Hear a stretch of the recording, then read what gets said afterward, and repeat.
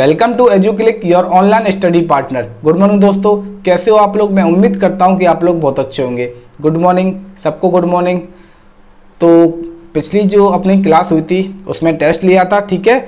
और आज हम पढ़ने वाले हैं जो मैंने आपको क्या पढ़ाया था, आवर्त सारणी एक तरह से कंप्लीट करवा दी है। ओके, तो सबसे पहले हमने मेंडलीव की आवर्त सारणी पढ़ ली थी और उसके बाद हमने हेनरी मोजले की जो आधुनिक आवर्त सारणी है उसके बारे में हमने स्टडी कर लिया था, ठीक है। और आज जो हमारा टॉपिक रहने वाला है वो है गुणों में आवर्तता, यानी कि आवर्त सारणी के जो तत्व हैं उन तत्वों की आवर्ती गुणधर्म देखेंगे, यानी कि उनके गुणों में आवर्तता को देखेंगे। आवर्तता का मतलब होता है कि तत्वों के गुणधर्म में होने वाला क्रमिक परिवर्तन, ठीक है। जब तत्वों के गुणधर्मों में जब परमाणु क्रमांक बढ़ने के साथ साथ जो परिवर्तन होता है, ठीक है, या फिर जैसे हम एक वर्ग में ऊपर से नीचे जाते हैं तो जो गुणों में क्रमिक परिवर्तन होता है उसके बारे में, और आवर्त में बाएं साइड से और हम दाएं साइड में जाते हैं, यानी कि किसी भी आवर्त में हम लेफ्ट टू राइट जाते हैं तो गुणों में क्या परिवर्तन होता है, ठीक है। उसी प्रकार से किसी भी ग्रुप में यानी कि वर्ग में जब हम अप से डाउन जाते हैं, यानी कि ऊपर से नीचे जाते हैं तो गुणों में क्या परिवर्तन होता है। तो ये सारे गुण होते हैं वो कहलाते हैं आवर्ती गुण कहलाते हैं, और यह क्रिया कहलाती है गुणों में आवर्तता, ठीक है।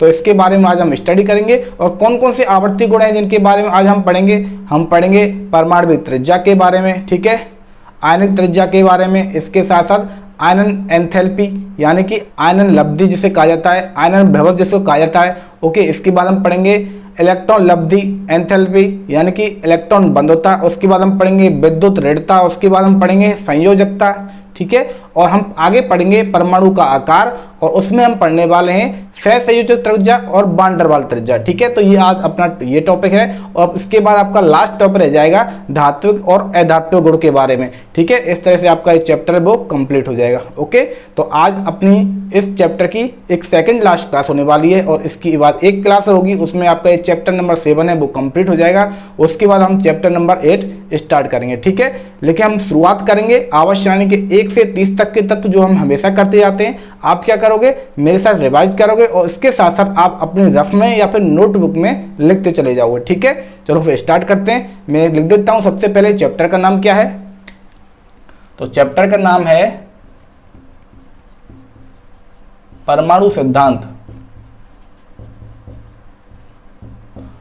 और तत्वों का आवर्ती वर्गीकरण एवं गुण।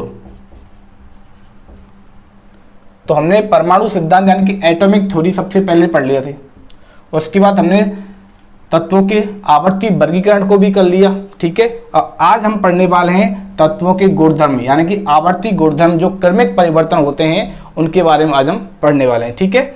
तो सबसे पहले हम स्टार्ट करेंगे आवर्त सारणी के तत्व 1 से 30 तक, ठीक है। तो मेरे साथ बोलते चलिए और नोट करते चलिए।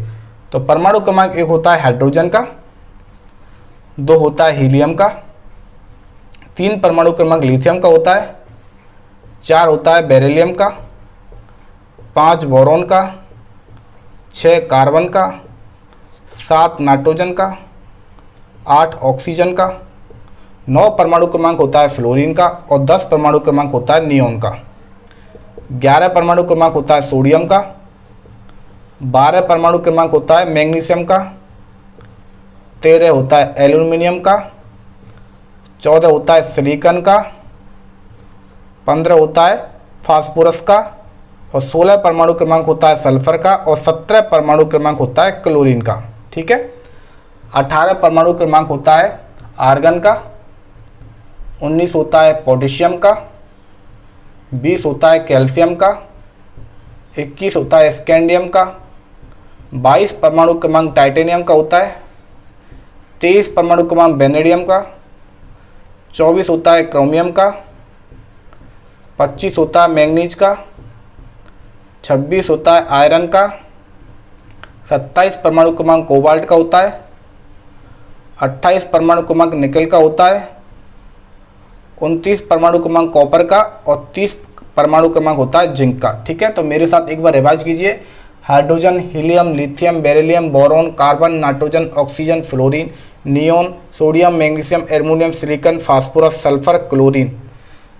Argon, potassium, calcium, scandium, titanium, vanadium, chromium, manganese, iron, cobalt, nickel, copper और जिंक। ठीक है, इसके बाद मैंने आपको ट्रिक बताई थी याद रखने की, है ही लाइबेक्नोफ, नियोन को अलग किया, नामागल, सिप्सकल, इसके बाद आर्गन को अलग किया, इसके बाद काकस्टिव, यहाँ से किरमन, फिर फेकोनी और कजन। इस प्रकार से ये आपको याद रखने हैं। ठीक है, और आज हम पढ़ने वाले हैं जो अपना टॉपिक है वो है तत्वों के आवर्ती गुण। ठीक है, या फिर तत्वों में आवर्तता, ये आज अपना टॉपिक है। तो तत्वों में आवर्तता किसे कहेंगे? तत्वों में होने वाले गुणों में क्रमिक परिवर्तन, यानी कि तत्वों के गुणों में होने वाले क्रमिक परिवर्तन को क्या कहा जाता है? तत्वों में आवर्तता कहा जाता है। ठीक है, और ये आवर्तता किन में होती है? आवर्ती गुणों में होती है। किन में होती है? आवर्ती गुणों में होती है। और जो आवर्ती गुण कौन कौन से? यानी कि किसी भी आवर्त सारणी में, आवर्त सारणी को हमने वर्गों और आवर्त में विभाजित किया था। हमने 18 वर्गों में विभाजित किया था और 7 आवर्त बनाए थे। ठीक है, तो जब वर्गों में ऊपर से नीचे जाते हैं तो तत्वों के गुणों में क्या परिवर्तन होता है, और आवर्त में जब हम बाएं से दाएं तरफ जाते हैं, यानी कि लेफ्ट टू राइट जाते हैं, तो आवर्ती गुणों में क्या परिवर्तन होता है, और ये परिवर्तन ही कहलाता है तत्वों के आवर्ती गुण या फिर तत्वों में आवर्तता। ठीक है, तो कौन कौन से आवर्ती गुणों के बारे में हमको देखना है? वैसे बहुत सारे आवर्ती गुण होते हैं, जैसे परमाणविक त्रिज्या है, तत्वों के क्वथनांक हैं, गलनांक हैं, ठीक है, संयोजकता है, आयनन वैभव है, इलेक्ट्रॉन बंधुता है, विद्युत ऋणता है। तो जो प्रमुख आवर्ती गुण हैं उनके बारे में हम देखेंगे। तो आज हम पढ़ने वाले हैं सबसे पहले परमाणु त्रिज्या के बारे में। ठीक है, कि आखिर परमाणु त्रिज्या क्या होती है, यानी कि किसी भी एटम की रेडियस क्या होती है। तो मैं आपको ये सर्कल बनाया, यानी कि ये क्या, एक परमाणु है। क्या है? परमाणु है, और परमाणु के मध्य भाग में नाभिक पाया जाता है। तो नाभिक में क्या उपस्थित होते हैं? प्रोटॉन उपस्थित होते हैं। ठीक है, इसके साथ न्यूट्रॉन भी उपस्थित होते हैं।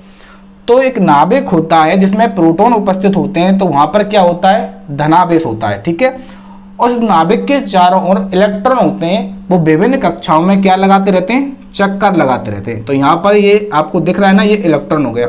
ठीक है, तो इलेक्ट्रॉन की इस नाभिक से दूरी, किसी भी परमाणु में घूमने वाले जो इलेक्ट्रॉन की नाभिक से दूरी क्या कहलाती है? परमाणु त्रिज्या कहलाती है। क्या बताया मैंने आपको? किसी भी परमाणु में नाभिक एवं इलेक्ट्रॉन के मध्य की दूरी क्या कहलाती है? परमाणु त्रिज्या कहलाती है। ठीक है, अब ये तो हो जाती है परमाणु त्रिज्या की डेफिनेशन। लेकिन अब हम बात करते हैं कि आखिर इस परमाणु त्रिज्या का आवर्ती गुण क्या है। आवर्ती गुण इसका मतलब कि आवर्त सारणी में वर्गों में ऊपर से नीचे जाने पर तत्वों की परमाणु त्रिज्या पर क्या फर्क पड़ता है। ठीक है, और किसी भी आवर्त में बाएं से दाएं जाने पर परमाणु त्रिज्या में क्या फर्क पड़ता है। चलिए हम देखते हैं। हम बात करते हैं आवर्त की। इससे पहले मैं आपको एक बात बता देता हूं कि नाभिक में स्थित होते हैं प्रोटॉन, और प्रोटॉन पर होता है धनावेश। कौन सा आवेश होता है? धनावेश होता है। ठीक है, इलेक्ट्रॉन होते हैं वो ऋणावेशित कण होते हैं। तो जब कोई भी एक ऋणावेश होता है, एक धनावेश होता है, तो इनके मध्य एक आकर्षण बल कार्य करेगा। कैसा बल कार्य करेगा? आकर्षण बल कार्य करेगा, और इस आकर्षण बल को कहा जाता है नाभिकीय आकर्षण बल। इसको कहा जाता है नाभिकीय आकर्षण बल, और यही नाभिकीय आकर्षण बल होता है प्रभावी नाभिकीय आवेश। प्रभावी नाभिकीय आवेश। ठीक है, तो मैंने आपको क्या बताया? ये किसी भी परमाणु पे उपस्थित नाभिक और परमाणु के अंदर चक्कर लगाने वाले इलेक्ट्रॉन के बीच में जो आकर्षण बल पाया जाता है उसे कहा जाता है नाभिकीय आकर्षण बल, और इसी नाभिकीय आकर्षण बल को कहा जाता है प्रभावी नाभिकीय आवेश। ठीक है, तो ये आपको मैंने क्यों बताया, क्योंकि यह परमाणु त्रिज्या के साथ साथ परमाणु के आकार को प्रभावित करता है। ठीक है, तो प्रभावी जो नाभिकीय आवेश है इसका जो प्रमुख मान होता है, यानी कि इसका जो वास्तविक मान होता है, वास्तविक मान, उस वास्तविक मान से इस प्रभावी नाभिकीय आवेश का मान थोड़ा कम होता है। अब ये कम क्यों होता है, क्योंकि जो इलेक्ट्रॉन होते हैं वो ऋणावेशित होते हैं, तो ये थोड़ी है कि एक ही कक्षा में केवल एक ही इलेक्ट्रॉन हो सकता है, ज़्यादा भी हो सकते हैं। ठीक है, ये निर्भर करता है कि कक्षों की संख्या के ऊपर, और इसके साथ साथ कि कौन सा तत्व है वो कौन से ब्लॉक में स्थित है। तो जब कई सारे इलेक्ट्रॉन इकट्ठे हो जाएंगे, यानी कि जब ऋणावेश इकट्ठा हो जाएगा, तो ऋणावेश और ऋणावेश के बीच में प्रतिकर्षण बल कार्य करता है। तो जो प्रतिकर्षण बल कार्य करता है वो इस नाभिकीय आवेश के मान में थोड़ा सा परिवर्तन कर देता है, और इसके मान में क्या कर देता है, कमी कर देता है। इसलिए प्रभावी नाभिकीय आवेश का जो वास्तविक मान होता है वो इस प्रभावी नाभिकीय आवेश से थोड़ा ज्यादा होता है। ठीक है, ये बात आपको याद रखनी है। वैसे ये कोई आपको ऐसी कोई याद रखने वाली बात है नहीं है, समझने वाली बात है, वो अब देखते हैं। तो समझने वाली बात आखिर है क्या, हमको जाना है किसी भी आवर्त में बाएं से दाएं, बाएं से दाएं तरफ जाना है, यानी कि हमें लेफ्ट टू राइट जाना है। ठीक है, ये पहला आवर्त हो गया, ये सोच लीजिए। हमको जाना है बाएं से दाएं तरफ जाना है। पहले आवर्त में n का मान कितना होता है, 1 होता है, यानी कि इसमें कक्षों की संख्या कितनी होती है, कक्षों की संख्या होगी 1। कितनी होगी, कक्षों की संख्या कितनी है, 1 होगी। ठीक है, यहाँ पर मैं परमाणु फिर से बना देता हूँ। परमाणु यहाँ पर हो गया ये नाभिक। ठीक है, तो यहाँ पर क्या है, इलेक्ट्रॉन।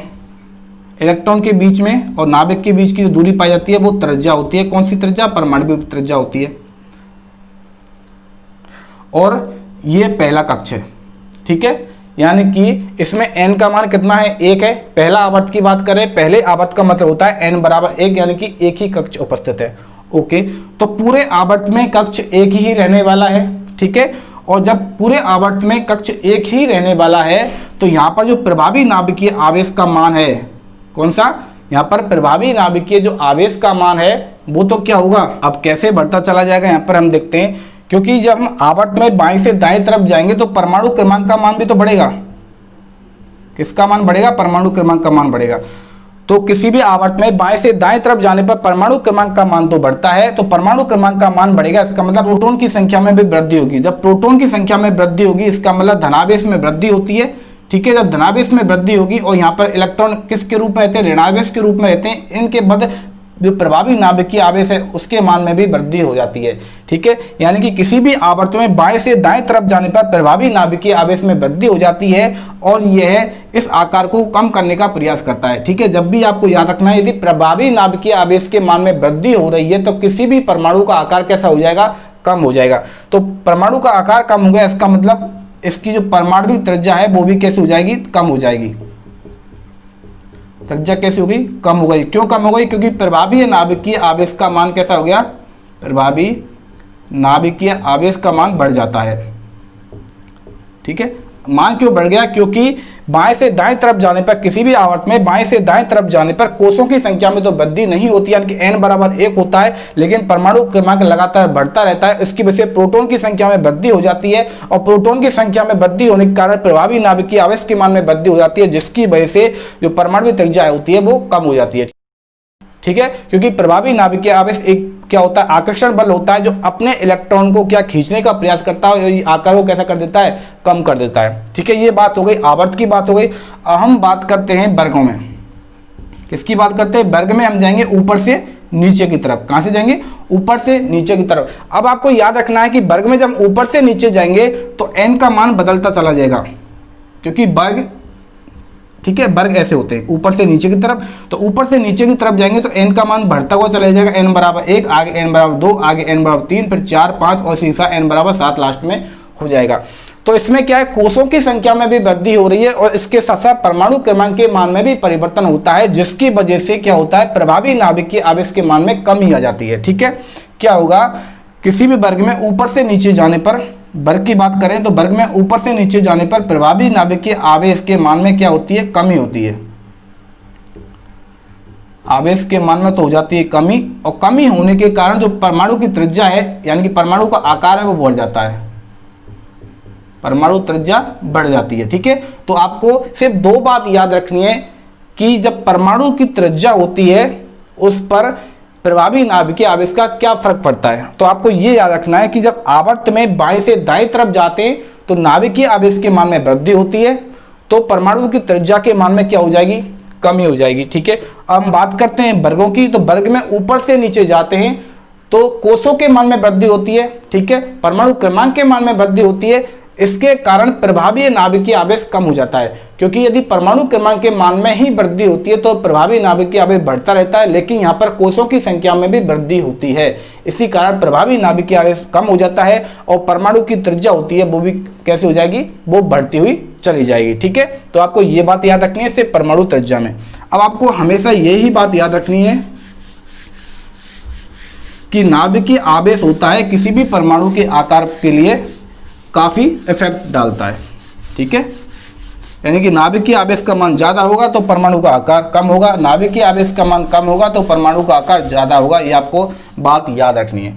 दूसरा आवर्ती गुण हम पढ़ते हैं आयनिक त्रिज्या।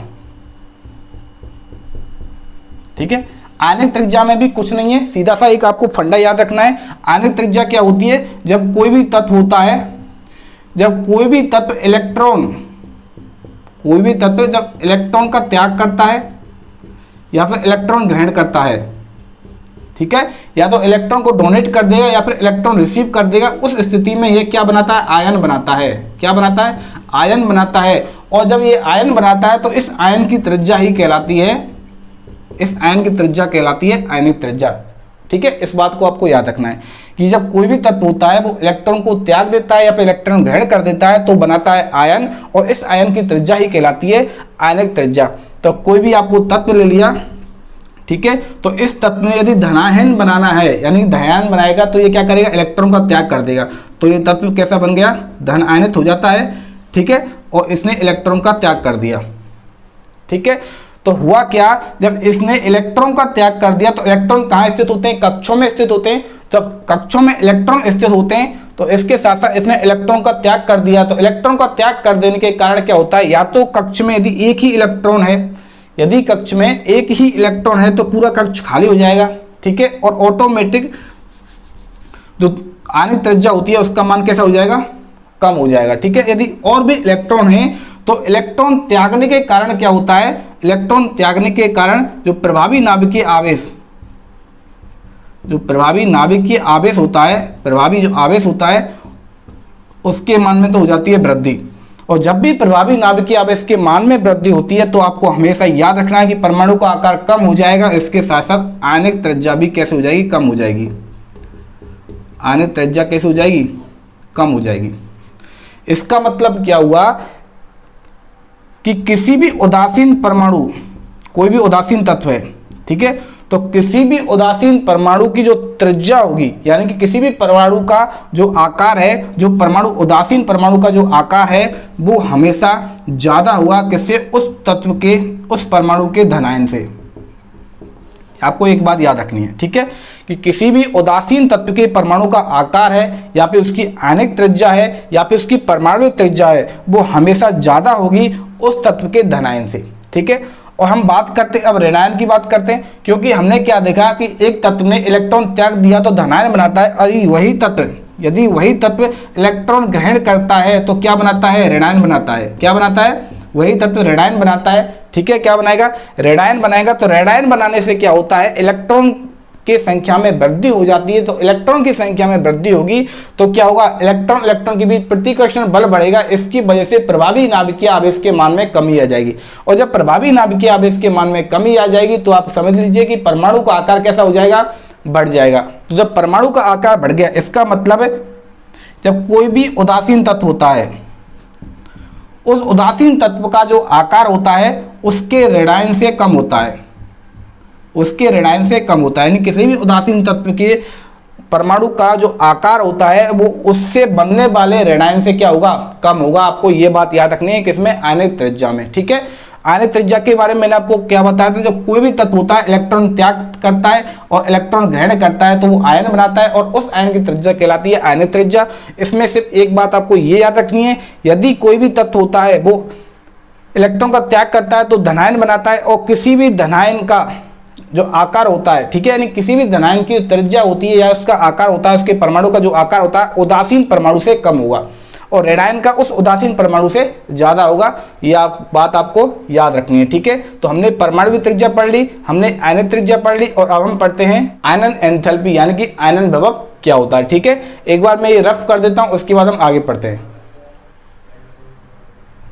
अब तत्वों का जो नेक्स्ट आवर्ती गुण है वो है आयनन एंथैल्पी। आयनन एंथैल्पी या इसका दूसरा नाम होता है आयनन विभव। आयनन विभव, ठीक है, ये आपको याद रखना है। आखिर आयनन एंथैल्पी या फिर आयनन विभव होता क्या है, किसी भी तत्व की गैसीय अवस्था में, कौन सी अवस्था में, गैसीय अवस्था में, गैसीय अवस्था में उससे एक इलेक्ट्रॉन कहां से मुक्त करवाना है, एक इलेक्ट्रॉन मुक्त करवाना है, मुक्त करवाना है, कहां से करवाना है, उसके बाह्यतम कोश से, बाह्यतम कोश से। ठीक है, तो किसी भी तत्व की गैसीय अवस्था में उस तत्व के बाह्यतम कोश से एक इलेक्ट्रॉन मुक्त करवाने के लिए, मुक्त करवाने के लिए दी जाने वाली ऊर्जा, दी जाने वाली ऊर्जा आयनन एंथैल्पी कहलाती है। आयनन एंथैल्पी या फिर आयनन विभव कहलाता है, आयनन विभव कहलाता है। ठीक है, तो आपको ये याद रखना है कि आखिर आयनन विभव होता क्या है, कि किसी भी तत्व की गैसीय अवस्था में उस तत्व के बाह्यतम परमाणु से, यानी कि उस तत्व के बाह्यतम कोश से एक इलेक्ट्रॉन मुक्त करवाने के लिए जो ऊर्जा दी जाती है वही ऊर्जा कहलाती है आयनन विभव या फिर आयनन एंथैल्पी कहलाती है। ठीक है, और इस ऊर्जा का मान, इस ऊर्जा का मान किलो कैलोरी, किलो कैलोरी प्रति मोल या फिर किलो जूल, किलो जूल प्रति मोल या फिर इलेक्ट्रॉन वोल्ट प्रति मोल में मापा जाता है। ठीक है, जो आयनन विभव का जो मान होता है वो किलो कैलोरी प्रति मोल, किलो जूल प्रति मोल या फिर इलेक्ट्रॉन वोल्ट प्रति मोल में मापा जाता है। जब मैंने आपको क्या बताया था कि किसी भी तत्व में हमने ऊर्जा दी है, क्या दी है, ऊर्जा दी है, ऊर्जा देने पर क्या हुआ, इलेक्ट्रॉन मुक्त होता है। तो जब कोई भी तत्व होता है या फिर कोई भी परमाणु होता है, जब इलेक्ट्रॉन मुक्त करता है तो क्या बनाता है, धनायन बनाता है। इलेक्ट्रॉन का त्याग करने वाला क्या कहलाता है, धनायन कहलाता है। क्या बनाएगा, धनायन बनाएगा और साथ में इलेक्ट्रॉन मुक्त हो जाएगा। ठीक है, तो जो एंथैल्पी होती है, इनकी आयनन विभव होता है, वो तत्व का क्या बनाता है, धनायन बनाने का कार्य करता है। ठीक है, यानी कि तत्व में जब ऊर्जा देंगे, ऊर्जा से इलेक्ट्रॉन मुक्त होगा और वह तत्व खुद बन जाएगा, धनायन बन जाएगा। फिर कोई परमाणु है वो कैसा बन जाएगा, धनायन बन जाएगा, यानी कि पॉजिटिव चार्ज उस पर आ जाता है। तो ये होती है आयनन विभव। तो हम देखते हैं जब किसी भी तत्व के परमाणु के उसके बाह्यतम कोश में, उसके बाह्यतम कोश से जब एक इलेक्ट्रॉन निकाला जाता है, एक इलेक्ट्रॉन निकाला जाता है, यानी कि एक इलेक्ट्रॉन को मुक्त किया जाता है, तो उसे कहा जाता है प्रथम आयनन एंथैल्पी, प्रथम आयनन एंथैल्पी। ठीक है, या फिर इसको कहा जाएगा प्रथम आयनन विभव, आयनन विभव। ठीक है, यानी कि किसी भी तत्व के परमाणु के बाह्यतम कोश से एक इलेक्ट्रॉन मुक्त करवाने की ऊर्जा कहलाती है प्रथम आयनन एंथैल्पी या प्रथम आयनन विभव। ठीक है। यदि दूसरा इलेक्ट्रॉन मुक्त करवाया जाए, दूसरा इलेक्ट्रॉन मुक्त करवाया जाए तो ये कहलाएगी द्वितीय आयनन विभव या आयनन एंथैल्पी, ठीक है। यदि इसके बाह्यतम कोश से तीसरा इलेक्ट्रॉन मुक्त करवाया जाए, तीसरा इलेक्ट्रॉन मुक्त करवाया जाए तो उसे कहा जाएगा तृतीय आयनन विभव, ठीक है, यह तृतीय आयनन एंथैल्पी। तो आपको ये देखना है, क्या देखना है कि ये एक परमाणु हो गया, ये इसका नाभिक हो गया और यहाँ पर इलेक्ट्रॉन चक्कर लगा रहे हैं, ठीक है। ये एक कक्ष हो गया, ये एक कक्ष हो गया, ये और एक और कक्ष हो गया, ठीक है। तो हमने 3 कक्ष ले लिए, क्या ले लिए, 3 कक्ष ले लिए, ठीक है। तो ये हो गया n बराबर 1 वाला, ये हो गया n बराबर 2 वाला, ये हो गया n बराबर 3 वाला। तो 3 कक्ष हैं, ठीक है। और इलेक्ट्रॉन और नाभिक के बीच में कौन सा बल कार्य करता है, नाभिकीय आकर्षण बल कार्य करता है, जिसे प्रभावी नाभिकीय आवेश कहा जाता है। तो आयनन विभव में क्या होता है, आयनन विभव में किसी भी परमाणु के बाह्यतम कोश से इलेक्ट्रॉन मुक्त करवाया जाता है। इलेक्ट्रॉन क्यों मुक्त होगा, जब इसको ऊर्जा दी जाएगी, क्या दी जाएगी, ऊर्जा। जब इसको ऊर्जा दी जाएगी तो ये इलेक्ट्रॉन होता है इस बाह्यतम कोश से बाहर निकल जाएगा, ठीक है। तो जब इलेक्ट्रॉन बाह्यतम कोश से बाहर निकल गया तो सोच लीजिए ये वाला कक्षा, ये वाला जो कक्ष है ये खत्म हो गया, ये वाला कक्ष खत्म हो गया। तो यहाँ पर क्या हुआ, परमाणु का आकार कम हो गया, ठीक है। परमाणु का आकार कम हो गया तो प्रभावी नाभिक की आवेश जो यहाँ पर भी लग रहा था, ठीक है, एक इलेक्ट्रॉन यहाँ से हट गया तो प्रभावी नाभिक की आवेश का मान कैसा हो जाएगा, और बढ़ जाएगा, क्योंकि यहाँ पर इलेक्ट्रॉनों की संख्या कम हो गई। क्या होगा, प्रभावी की नाभिक की आवेश का मान बढ़ जाएगा, ठीक है। तो जो हमने प्रथम आयनन विभव प्राप्त किया था, यानी कि प्रथम आयनन एंथैल्पी प्राप्त की थी बाह्यतम कोश में से एक इलेक्ट्रॉन निकालने के लिए, ठीक है, एक इलेक्ट्रॉन निकालने के लिए बाह्यतम कोश से जो हमने आयनन एंथैल्पी प्राप्त की थी, यानी कि जितनी ऊर्जा देनी पड़ी थी इसको n बराबर 3 बार इलेक्ट्रॉन को जितनी ऊर्जा देनी पड़ी थी, ठीक है। तो यहाँ पर क्या था, प्रभावी नाभिक के आवेश का मान थोड़ा कम था इस इलेक्ट्रॉन के ऊपर, क्योंकि प्रभावी नाभिक के आवेश का मान उतना ही ज्यादा होगा जब कोई भी इलेक्ट्रॉन नाभिक के जितना पास होगा। यहाँ पर प्रभावी नाभिक के आवेश का मान ज्यादा है, इस बार इलेक्ट्रॉन पर प्रभावी नाभिक के आवेश का मान बहुत ज्यादा है, और इस तीसरे वाले इलेक्ट्रॉन पर प्रभावी नाभिक के आवेश का मान इन दोनों की अपेक्षा क्या था, कम था। तो प्रथम आयनन विभव में हमने कम ऊर्जा देने की आवश्यकता पड़ी, क्या पड़ी, कम ऊर्जा देने की आवश्यकता पड़ी। तो ये हो गया प्रथम आयनन विभव,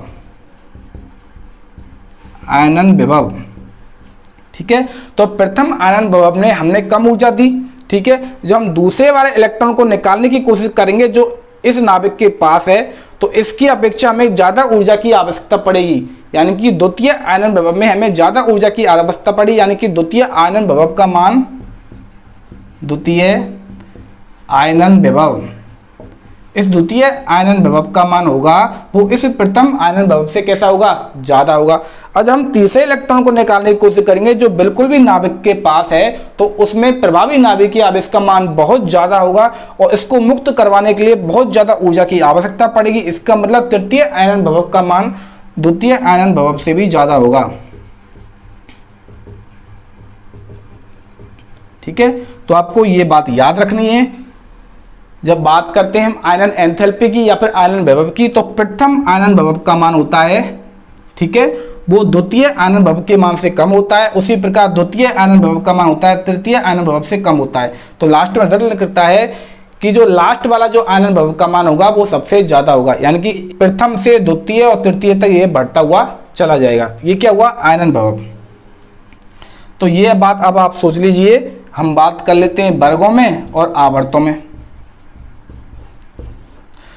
तो आवर्त की बात करते हैं। आवर्त में बाएं से दाएं तरफ जाते हैं तो क्या होता है, प्रभावी नाभिक के आवेश के मान में बढ़ोतरी होती है, यानी प्रभावी नाभिक के आवेश का मान बढ़ता चला जाता है। जब प्रभावी नाभिक की आवेश का मान बढ़ता हुआ चला जाएगा तो ऑटोमेटिक आयनन विभव के मान में भी क्या होगी, वृद्धि होगी। तो किसी भी आवर्त में बाएं से दाएं तरफ जाने पर क्या होता है, नाभिक की आवेश के मान में वृद्धि होती है, प्रभावी नाभिक की आवेश के मान में क्या होती है, वृद्धि होती है, और उसके साथ साथ आयनन विभव के मान में भी वृद्धि होती है। आयनन विभव या फिर आयनन एंथैल्पी के मान में भी क्या होती है, वृद्धि होती चली जाती है। किसी भी वर्ग में ऊपर से नीचे जाते हैं तो साथ में क्या होता है, परमाणु क्रमांक भी बढ़ता है और इसके साथ साथ कोषों की संख्या भी बढ़ती है, जिसकी वजह से जो प्रभावी नाभिक के आवेश का मान होता है वो कम होता चला जाता है और परमाणु की त्रिज्या होती है वो बढ़ती हुई चली जाती है। इसके कारण इलेक्ट्रॉन पर प्रभावी नाभिक के आवेश के मान में कमी आ जाती है और बाह्यतम कोश में उपस्थित इलेक्ट्रॉन को मुक्त करवाना काफी आसान हो जाता है। यानी कि जब वर्ग में ऊपर से नीचे की तरफ जाते हैं तो आयनन भव के मान में क्या होती है, कमी आती है। ठीक है, ये आपको दो बात याद रखनी है कि किसी भी आवर्त में लेफ्ट टू राइट जाने पर आयरन विभव के मान में बढ़ोतरी होती है, यानी कि इंक्रीमेंट होता है, बढ़ता हुआ चला जाता है, और वर्ग में ऊपर से नीचे जाने पर आयरन विभव के मान में कमी होती हुई चली जाती है। ठीक है, तो ये हो जाता है अपना आयरन एंथैल्पी। अब इसके बाद हम पढ़ेंगे इलेक्ट्रॉन लब्धि यानी कि इलेक्ट्रॉन बंधुता क्या होती है। ओके, ये मैं रफ करता हूं। ठीक है, तो अब नेक्स्ट कोड है इलेक्ट्रॉन लब्धि एंथैल्पी, जिसको कहा जाता है इलेक्ट्रॉन बंधुता। इलेक्ट्रॉन बंधुता, जैसा कि नाम से आपको पता होना चाहिए, इलेक्ट्रॉन बंधुता का मतलब होता है कि इलेक्ट्रॉन को जोड़ना। ठीक है, इलेक्ट्रॉन के साथ बंध बनाना, कि जब भी कोई भी उदासीन परमाणु होता है, कोई उदासीन तत्व होता है, ठीक है, इसकी गैसीय अवस्था में, कौन सी अवस्था में, इसकी गैसीय अवस्था में, इसकी गैसीय अवस्था में जब इलेक्ट्रॉन को जोड़ा जाता है, इलेक्ट्रॉन को जोड़ा जाता है, ठीक है, तो इलेक्ट्रॉन को जोड़ने के कारण क्या होती है, ऊर्जा मुक्त होती है। क्या होती है, ऊर्जा मुक्त होती है, ऊर्जा मुक्त होती है एवं तत्व बनाता है ऋणायन, यानी कि इस पर आएगा नेगेटिव चार्ज। इसका मतलब क्या हुआ कि कोई भी तत्व है, उस तत्व में जब इलेक्ट्रॉन को जोड़ा जाता है तो साथ में इलेक्ट्रॉन ग्रहण करने वाला क्या होगा, ऋणायन कहा जाएगा, और ऋणायन बनने पर ऊर्जा होती है वो मुक्त होती है, ऊर्जा निकलती है, ऊर्जा मुक्त होती है। ठीक है, यानी कि जब कोई भी तत्व में इलेक्ट्रॉन जोड़ने की सामर्थ्य क्या कहलाएगी, इलेक्ट्रॉन बंधुता कहलाएगी, जिसके कारण क्या होती है, ऊर्जा मुक्त होती है। यानी कि किसी भी उदासीन परमाणु में इलेक्ट्रॉन जोड़ने पर मुक्त हुई ऊर्जा क्या कहलाएगी, इलेक्ट्रॉन बंधुता कहलाएगी। ठीक है, जब हम बात करते हैं आवर्त सारणी में, तो आवर्त में देखते हैं, आवर्त में जब बाएं से दाएं तरफ जाते हैं, बाएं से कहाँ जाना है, दाएं तरफ जाना है, तो क्या होगा, प्रभावी नाभिकीय आवेश के मान में क्या होती जाती है, वृद्धि होती जाती है। नाभिकीय आवेश में क्या होगी, वृद्धि होगी। आवेश में वृद्धि होगी तो परमाणु का आकार कैसा होगा, परमाणु का आकार है वो कम होता हुआ चला जाएगा, जिसकी वजह से उस परमाणु में इलेक्ट्रॉन को जोड़ना आसान नहीं होगा। तो इलेक्ट्रॉन बंधुता का मान है वो बढ़ता हुआ चला जाएगा। क्या होगा इसमें, इलेक्ट्रॉन बंधुता का मान क्या होगा, बढ़ता हुआ चला जाएगा। ठीक है, यानी कि किसी भी आवर्त में बाएं से दाएं तरफ जाने पर इलेक्ट्रॉन बंधुता के मान में, यानी कि इलेक्ट्रॉन एंथैल्पी यानी कि इलेक्ट्रॉन लब्धि एंथैल्पी के मान में क्या होता है, वृद्धि होती है, उसके मान बढ़ता हुआ चला जाता है। अब बात करते हैं वर्ग में। ये वर्ग में ऊपर से नीचे आते हैं, कहाँ आते हैं, ऊपर से नीचे आते हैं। नीचे आने पर क्या होता है, प्रभावी नाभिकीय आवेश के मान में कमी हो जाती है। किसके मान में, प्रभावी नाभिकीय आवेश के मान में क्या होती है, कमी होती चली जाती है और परमाणु का आकार बढ़ता हुआ चला जाता है। इसके कारण इलेक्ट्रॉन बंधुता का मान, इलेक्ट्रॉन बंधुता का मान क्या होगा, कम होता हुआ चला जाएगा। ठीक है, इलेक्ट्रॉन बंधुता का मान क्या होगा, कम होता हुआ चला जाएगा। तो हमने आयनन विभव देखा और इलेक्ट्रॉन बंधुता देखी, इन दोनों की कंडीशन बिल्कुल सेम बैठती है। ठीक है, अब इसके बाद जो अपना नेक्स्ट टॉपिक है वो है विद्युत ऋणता। विद्युत ऋणता, विद्युत ऋणता क्या होती है, जिन तत्वों में सह संयोजक बंध पाए जाते हैं, सह संयोजक बंध पाए जाते हैं। ठीक है, तो सह संयोजक बंध वाले ऐसे परमाणु, असमान परमाणु, असमान परमाणु, ठीक है, तो असमान परमाणु जब साझे के इलेक्ट्रॉन को, साझे के इलेक्ट्रॉन को अपनी तरफ आकर्षित करने की क्षमता, अपनी तरफ आकर्षित करने की क्षमता कहलाती है विद्युत ऋणता कहलाती है। क्या कहलाती है? विद्युत ऋणता कहलाती है। अब हम बात करते हैं आवर्त में। क्या बात करते हैं?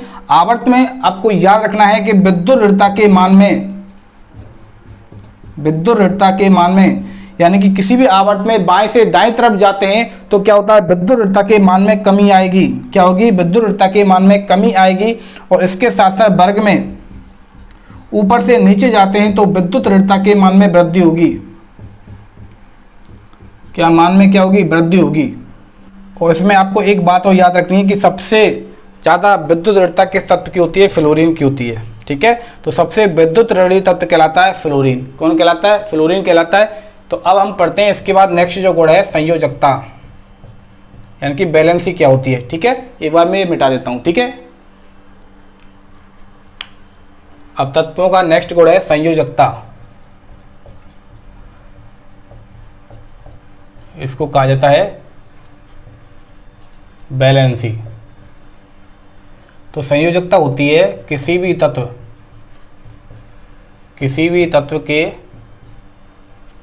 तत्व के बाह्यतम कोश में उपस्थित इलेक्ट्रॉनों की संख्या संयोजकता कहलाती है। यानी कि किसी भी तत्व में उसके बाह्यतम कोश में जितने इलेक्ट्रॉन होते हैं उतने ही इलेक्ट्रॉन की संख्या क्या कहलाती है? उस तत्व की संयोजकता कहलाएगी। यदि किसी भी तत्व के बाह्यतम कोश में यदि एक इलेक्ट्रॉन उपस्थित होता है तो इसका मतलब उसकी संयोजकता 1 है। यदि किसी भी तत्व के बाह्यतम कोश में 2 इलेक्ट्रॉन उपस्थित हैं, इसका मतलब उसकी संयोजकता 2 होगी। यदि 3 उपस्थित हैं तो इसका मतलब उसकी संयोजकता 3 होगी। ठीक है, इसका मतलब ये हुआ कि किसी भी तत्व के बाह्यतम कोश में जितने इलेक्ट्रॉन होंगे उतनी ही उसकी संयोजकता होगी। ठीक है, इसका मतलब है एक वर्ग में उपस्थित सभी तत्वों की संयोजकता समान होगी। संयोजकता समान होगी। अब समान क्यों होगी? क्योंकि वर्ग में उन्हीं तत्वों को रखा गया है जिनके बाह्यतम कोश में समान इलेक्ट्रॉन होते हैं। यानी कि हम बात करें फर्स्ट वर्ग की, कौन से वर्ग की बात करें? हम फर्स्ट वर्ग की बात करें जो किस में आता है? एस ब्लॉक में आता है। और एस ब्लॉक में ही दूसरा वर्ग आता है सेकंड वर्ग। ठीक है, यानी कि एस ब्लॉक में 2 ग्रुप आते हैं, फर्स्ट और सेकंड, यानी कि पहला वर्ग और दूसरा वर्ग। तो पहले वर्ग में जो भी परमाणु तत्व दे रखे हैं, जो भी तत्व दे रखे हैं, उनके बाह्यतम कोश में केवल एक ही इलेक्ट्रॉन रहता है। तो पहले वर्ग में कौन कौन से आते हैं? हाइड्रोजन है, लिथियम है, सोडियम है, पोटेशियम है, रूबिडियम है, लीजियम है, इसके बाद फ्रांसियम है। ठीक है, तो ये आते हैं पहले वर्ग में। तो इनके सभी के बाह्यतम कोश में एक ही इलेक्ट्रॉन पाया जाएगा। इसमें भी एक होगा, इसमें भी एक होगा, इसमें भी एक होगा। इसका मतलब है कि बाह्यतम कोश में एक इलेक्ट्रॉन हो गया, यानी कि इस सब की संयोजकता कितनी होगी? 1 होगी। तो जिस वर्ग में ये रखे गए हैं, तो पहले वर्ग में रखे गए, इसका मतलब है कि इनके बाह्यतम कोश में एक ही इलेक्ट्रॉन होगा, तो इसकी संयोजकता कितनी होगी? 1 होगी। दूसरे वर्ग में सबके बाह्यतम कोश में 2 इलेक्ट्रॉन होते हैं, इनका मतलब हो गया कि इसकी संयोजकता कितनी होगी? 2। यानी कि एस ब्लॉक के प्रथम वर्ग में की सबकी संयोजकता होगी 1, और एस ब्लॉक के द्वितीय वर्ग के जितने भी तत्व रखे उनकी सबकी संयोजकता होगी 2। अब हम बात करते हैं पी ब्लॉक की। तो पी ब्लॉक आता है 13 से 17 तक। कहाँ तक आता है? 13 से 17 तक आता है। और 3 से और 12 तक आता है डी ब्लॉक। कहाँ तक आता है? D block. और 18 वर्ग होता है शून्य वर्ग, जिसे अक्रिय गैस या नोबल गैस जिसमें स्थित होती हैं। ठीक है, इसको शून्य वर्ग भी कहा जाता है। तो 13 से 17 तक के जितने भी तत्व होते हैं उनकी संयोजकता होती है वो उनके बाह्यतम कोश में इलेक्ट्रॉनों की संख्या पर निर्भर करती है। यानी कि उनके बाह्यतम कोश में जितने इलेक्ट्रॉन होंगे उतनी ही उनकी क्या होगी? संयोजकता होगी। ठीक है, या फिर उस इलेक्ट्रॉन की संख्या को 8 में से घटा लिया जाए तो संयोजकता प्राप्त हो जाती है। ठीक है। और हम बात करते हैं किसी भी आवर्त में जो संयोजकता बढ़ती आती है, इनकी बातों को उसमें इलेक्ट्रॉनों की संख्या बढ़ती जाएगी तो संयोजकता का मान होगा 1 से 4 और उसके बाद वो फिर से कम होती चली जाएगी, ठीक है। इनकी पहले 1 2 3 4 बढ़ेगी, उसके बाद वापस से 3 2 1 इस प्रकार से ये कम होती हुई चली जाएगी। और बात करते हैं जब कोई भी तत्व होता है, कोई भी तत्व जब ऑक्सीजन के साथ संयोग करता है तो उसकी संयोजकता हो जाती है वो 1 से 7 तक पहुंच जाती है, यानी कि 1 से 7 तक उसकी संयोजकता बढ़ सकती है, ठीक है। और बात करते हैं एफ ब्लॉक की, तो एफ ब्लॉक की तत्वों की जो लेंथेनार और एक्टिनार श्रेणी में पाई जाती है, इनकी संयोजकता 1 से अधिक हमेशा होती है, यानी कि इनकी परिवर्तनशील संयोजकता होती है, इनकी संयोजकता का मान 1 से ज़्यादा ही होता है। इसी कारण इन तत्वों को कहा जाता है परिवर्ती संयोजकता वाले तत्व। कौन से तत्व? परिवर्ती संयोजकता वाले तत्व इनको कहा जाता है, ठीक है। और जो 18वां वर्ग होता है, यह शून्य वर्ग होता है, इसकी संयोजकता होती है वो लगभग शून्य होती है। संयोजकता नॉर्मली कंडीशन में इसकी कैसी होती है? हमेशा इसकी संयोजकता आपको शून्य मिलेगी, यानी कि 0 इसकी संयोजकता होती है, ठीक है। अब हम बात करते हैं आगे कि आजकल इस संयोजकता का दूसरा नाम, दूसरे रूप में इसको जाना जाता है ऑक्सीकरण अवस्था के आधार पर। ऑक्सीकरण अवस्था यानी कि जब कोई भी तत्व होता है वो जितनी मात्रा में इलेक्ट्रॉनों को ग्रहण करेगा, इनकी जितनी संख्या में इलेक्ट्रॉन को ग्रहण करेगा वह उसकी क्या कहलाएगी? ऑक्सीकरण अवस्था कहलाएगी। यानी कि कोई भी तत्व होता है जिसने इलेक्ट्रॉन ग्रहण करेगा और वह संख्या उसकी ऑक्सीकरण अवस्था को बताती है, ठीक है। अब हम पढ़ते हैं परमाणु का आकार। तो परमाणु का आकार होता है, मैंने आपको बताया था, परमाणु का आकार उसकी त्रिज्या पर निर्भर करता है। किस पर निर्भर करेगा? त्रिज्या पर निर्भर करेगा। तो परमाणु त्रिज्या तो होती है वो आवर्त में बाएं से दाएं जाने पर परमाणु त्रिज्या के मान में क्या आती है? कमी आती है। ऊपर से नीचे जब वर्ग में जाते हैं तो परमाणु की त्रिज्या का मान होता है बढ़ता है। तो परमाणु का त्रिज्या के जो रूप होते हैं वो एक तो होती है सहसंयोजक त्रिज्या, सहसंयोजक त्रिज्या, और एक होती है वांडर वाल त्रिज्या, वांडर वाल त्रिज्या, सहसंयोजक त्रिज्या, और एक होती है वांडर वाल त्रिज्या। तो ये होती क्या है इनके बारे में थोड़ा देख लेते हैं। तो सहसंयोजक त्रिज्या को लिखा जाता है RC और वांडर वाल त्रिज्या को लिखा जाता है RW, ठीक है। ये होती क्या है एक बार हम ये रफ करते हैं और उसके बाद देखते हैं कि सहसंयोजक त्रिज्या क्या होती है और वांडर वाल त्रिज्या क्या होती है, ओके। अब देखते हैं सहसंयोजक त्रिज्या। सहसंयोजक त्रिज्या जिसे RC से लिखा जाता है। तो किसी तत्व के दो परमाणु जब समान सहसंयोजक बंध से जुड़े होते हैं, समान सहसंयोजक बंध से जुड़े होते हैं, सहसंयोजक बंध से जुड़े होते हैं। तो पहले तो आपको यह पता होना चाहिए कि सहसंयोजक बंध कैसे बनता है। जैसे एक ये तत्व हो गया, इसने अपने 2 इलेक्ट्रॉन रख दिए, एक ये तत्व हो गया, इसने भी अपने यहाँ पर 2 इलेक्ट्रॉन रख दिए। तो इन दोनों के साझे से जो बंध का निर्माण होता है, इन दोनों इलेक्ट्रॉन से एक बंध का निर्माण होगा जिस पर दोनों इलेक्ट्रॉन स्थित होंगे। तो इन दोनों तत्वों के साझे से जिस बंध का निर्माण होता है वो बंध कहलाता है सहसंयोजक बंध, यानी कि साथ से मिलकर बना होता है, ठीक है। साथ में मिलकर बना हुआ बंध होता है सहसंयोजक बंध। जब किसी भी तत्व के 2 परमाणु के समान सहसंयोजक बंध से जुड़े होते हैं, ऐसे 2 परमाणु, तो उन दोनों परमाणुओं के नाभिकों के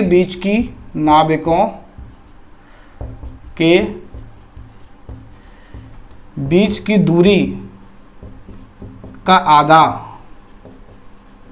क्या कहलाता है? सहसंयोजक त्रिज्या कहलाता है, त्रिज्या कहलाता है, ठीक है। देख लीजिए, जैसे एक ये परमाणु हो गया और एक ये परमाणु हो गया, इन दोनों के साझे से एक बंध का निर्माण होता है, यानी कि एक इलेक्ट्रॉन मतलब 2 इलेक्ट्रॉन इन्होंने दिए तो ये सहसंयोजक बंध बनाएंगे। तो सहसंयोजक जब ये बंध बनाएंगे तो ये इस तरह से निकट नहीं आएंगे कि इस प्रकार से जुड़ जाएंगे, ठीक है।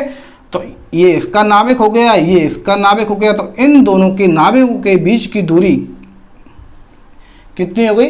ये इन दोनों के नाभिकों के बीच की दूरी हो गई, और इस बीच की दूरी का आधा, यानी कि यहाँ तक ये हो गया RC, यानी कि ये होगी सहसंयोजक त्रिज्या। यानी कि ऐसे तत्व के दो परमाणु जब समान सहसंयोजक बंध के द्वारा जो जुड़े होते हैं, इन दोनों के नाभिकों के बीच की दूरी का आधा क्या कहलाता है? सहसंयोजक त्रिज्या कहलाता है। ठीक है, इसी प्रकार हम बात करते हैं दूसरी त्रिज्या है वान डेर वाल त्रिज्या। वान डेर वाल त्रिज्या, तो वान डेर वाल त्रिज्या में क्या होता है, जब कोई भी ठोस होता है, ठीक है, कोई भी ठोस पदार्थ, तो इस ठोस पदार्थ के दो अणु जो आपस में कहाँ स्थित होते हैं? निकट स्थित होते हैं, निकट स्थित होते हैं, एवं वो किसी बंध से जुड़े नहीं होते हैं, किसी बंध से जुड़े नहीं होते हैं, जुड़े नहीं होते हैं, यानी कि वो अबंधित होते हैं। कैसे होते हैं? अबंधित होते हैं, अबंधित होते हैं। ठीक है, तो किसी भी ठोस पदार्थ के ऐसे दो अणु जो निकट स्थित होते हैं और किसी भी बंध से जुड़े नहीं होते हैं, तो उन दोनों अणुओं के नाभिकों के बीच की दूरी का आधा, बीच की दूरी का आधा कहलाता है वान डेर वाल त्रिज्या। जैसे कि एक अणु ये हो गया, ठीक है, और दूसरा अणु हम ये बना देते हैं जो इसके निकट स्थित है लेकिन किसी भी बंध से जुड़ा हुआ नहीं है, तो इन दोनों नाभिकों के बीच की दूरी, ये बीच की दूरी हो गई, तो इन दोनों नाभिकों के बीच की दूरी का आधा, ये बीच की दूरी हो गई, इस बीच की दूरी का आधा यानी कि ये वाली, ये हो गई RW, और ये यहाँ पे हो जाती है RC। तो आपने ये देखा ही होगा कि RC है वो इन दोनों नाभिकों के बीच की दूरी का आधा है, जबकि नाभिक कैसे हुए हैं? बहुत पास में है, क्योंकि ये सहसंयोजक बंध से जुड़े हुए हैं, तो ये दोनों के दोनों सर्किल हैं वो कैसे अंदर घुसे हुए हैं। ठीक है, यानी कि जो RC का मान होगा RW से कैसा होगा? कम होगा, क्योंकि यहाँ पर जो सर्किल बने हुए हैं, परमाणु बने हुए, वो सिर्फ एक दूसरे के नजदीक है, अंदर की तरफ धसे हुए नहीं है, यानी कि किसी भी बंध से जुड़े हुए नहीं है। तो आपको हमेशा ये याद रखना है कि जो RW का मान होता है वो RC से हमेशा ज़्यादा होगा, यानी कि वान डेर वाल त्रिज्या का मान हमेशा सहसंयोजक त्रिज्या से ज़्यादा होता है। ठीक है, और एक होती है धातु त्रिज्या। तो किसी भी क्रिस्टल में जो धातु जालक होता है, तो किसी भी क्रिस्टल में धातु के जो परमाणु होते हैं, तो दो समान परमाणु जो आपस के नजदीक स्थित होते हैं, उनके बीच की दूरी क्या कहलाती है? धात्विक त्रिज्या कहलाती है। ठीक है, तो कोई भी जो धातु होता है वो जब इलेक्ट्रॉन को त्याग देता है, तो इलेक्ट्रॉन त्यागने से धनायन बनाता है। क्या बनाता है? धनायन बनाता है, और धनायन कौन बनाएगा? धातु बनाएगा। ठीक है, क्योंकि यह इसकी क्या होगी? प्रकृति। और इसी प्रकार से जो अधातु होते हैं वो इलेक्ट्रॉन ग्रहण करते हैं और ऋणायन बनाते हैं, वो क्या होती है? इनकी प्रकृति होती है। तो इसके बाद जो अपना टॉपिक आएगा वो धात्विक आकार और अधात्विक आकार को देखते हुए आएगा कि धात्विक गुण और अधात्विक गुण कौन कौन से होते हैं। ठीक है, और कौन से वर्ग के तत्व होते हैं वो धात्विक गुण रखते हैं, और कौन से वर्ग के तत्व होते हैं वो अधात्विक गुण रखते हैं। ठीक है, वो हम पढ़ेंगे कल की नेक्स्ट क्लास में। ओके, आपको ये क्लास अच्छे से समझ आ गई होगी कि मैंने आज आपको जो आवर्ती गुण होते हैं तत्वों के वो कंप्लीट करवा दिए हैं। ठीक है, परमाणु आकार हमने पढ़ लिया है, परमाणु त्रिज्या भी मैंने आपको बता दी है, जिसमें सहसंयोजक त्रिज्या और वान डेर वाल त्रिज्या, इसके साथ साथ धात्विक त्रिज्या के बारे में भी मैंने आपको बता दिया है। अब जो कल की अपन की जो नेक्स्ट क्लास होगी उसमें हम पढ़ेंगे धात्विक और अधात्विक गुण, और उसके बाद आपका ये चैप्टर है वो खत्म हो जाएगा। ठीक है, उसके बाद हम चैप्टर नंबर 8 जो केमिस्ट्री का लास्ट चैप्टर होने वाला है वो शुरू करेंगे, और उसके बाद हमारी चैप्टर नंबर 9 से फिजिक्स स्टार्ट हो जाएगी, यानी भौतिक विज्ञान स्टार्ट हो जाएगी। ठीक है, तो इस वीडियो को आप ज़्यादा से ज़्यादा लाइक कर दो, और जिन लोगों ने अभी तक चैनल को सब्सक्राइब नहीं किया वो चैनल को सब्सक्राइब कर दो। उसके साथ आपको करना क्या है? बेल आइकन भी दबा देना है, जिससे आपको चैनल से रिलेटेड हर एक नोटिफिकेशन अवेलेबल हो सके। ठीक है, वीडियो को ज़्यादा से ज़्यादा शेयर करो ताकि ये और लोगों तक भी पहुंच सके और वो भी इसका फायदा उठा सकें और वो भी अपनी पढ़ाई को कंटिन्यू रख सकें। ओके, मिलते हैं फिर कल की नेक्स्ट क्लास में। तब तक आप हंसते रहिए, मुस्कुराते रहिए और शानदार तरीके से अपने घर बैठकर पढ़ाई को जारी रखिए। ठीक है, मिलते हैं कल की नेक्स्ट क्लास में।